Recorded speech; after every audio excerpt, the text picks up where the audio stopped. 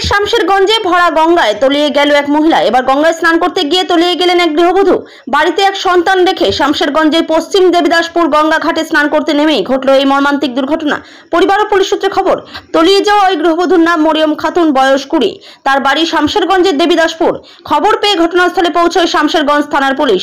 তলিয়ে যাওয়ার ঘটনায় নদীর ধারে ভিড় জমিয়েছেন সাধারণ মানুষ। গৃহবধূ তলিয়ে যাওয়ায় কার্যত কান্নায় ভেঙে পড়েছেন পরিবারের সদস্যরা।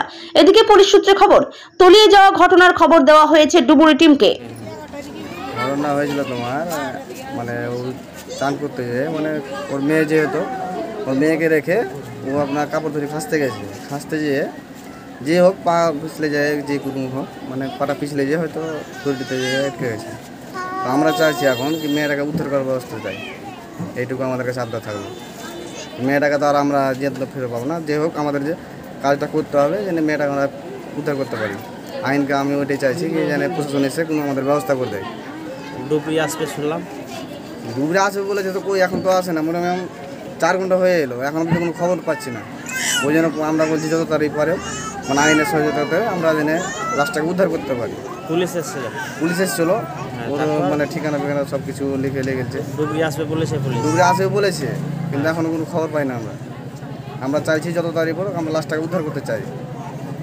এখন তো ভরা মানে নদী মানে হ্যাঁ, ওই জন্য বলছি আমরা ইচ্ছা করলে আইনের সবে কিছু পারবে, প্রশাসন ইচ্ছা করলে সব কিছু করতে পারবে। এমনকি গরিবের মানে ফ্যামিলি বলে যে অবহেলা করে ফেলবে, কত করলে হবে না। আমরা চাইছি লাস্টটা এখন আমরা উদ্ধার করে দেবো আমরাকে, এইটুকু আমাদের কাছে প্রশাসনের কাছে আমাদের আবেদন থাকবে। কোথায় এটা? এটা হচ্ছে তোমার দেবদাসপুর। যে তলিয়ে গেছে, ডুবে গেছে, তার নাম কি? মরিয়ম খাতুন। বয়স কত হবে? ওই 19 বছর।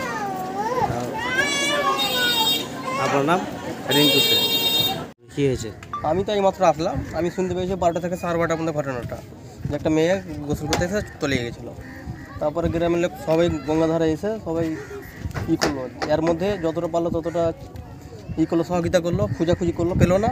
তারপরে মেয়েটার মামা আর একটা নৌকা নিয়ে ওদিক সামনের দিকটা গেল। এই তো এখন আপনারা দেখতে পাচ্ছেন লোকজন এখনও আছে। পুলিশ প্রশাসনকে খবর দিলেন? পুলিশ প্রশাসনকে খবর দেওয়া হয়েছে, 6টার মধ্যে আসবে বলেছে। ডুবরি আসবে?